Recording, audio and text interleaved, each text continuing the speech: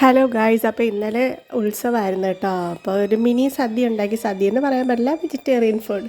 അപ്പോൾ അതിൽ നമ്മൾ പരിപ്പ്, പച്ചടി, സാമ്പാർ, അവിയൽ, പിന്നെ കുഞ്ഞു ചക്ക ഉണ്ടല്ലോ അത് വെച്ച് തോരൻ ഉണ്ടാക്കി. ഇടിച്ചക്ക എന്ന് പറയാൻ പറ്റില്ല, അല്ലാണ്ട് തോരൻ ഉണ്ടാക്കി കേട്ടോ. റെസിപ്പി ഞാൻ പിന്നെ അപ്ലോഡ് ചെയ്യാം.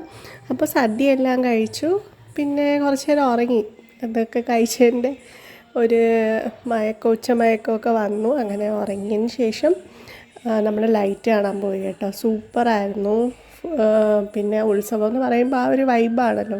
എല്ലാവരും ഭയങ്കര അടിച്ച് പൊളിച്ച് ഒക്കെ ഫുൾ ത്രൂ ഔട്ട് ഒരു വൈബിലായിരുന്നു. അപ്പോൾ ലൈറ്റ്സ് എല്ലാം അടിപൊളിയായിരുന്നു.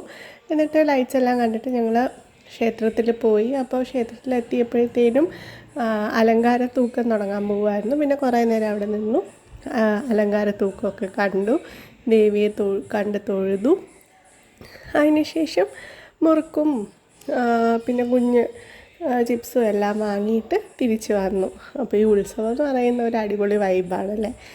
അതെനിക്ക് കുഞ്ഞിലേ തൊട്ട് ഭയങ്കര ഇഷ്ടമാണ്. ഈ ഉത്സവം വരുമ്പോഴത്തേനും ആ പാട്ടും മോളവും എല്ലാം.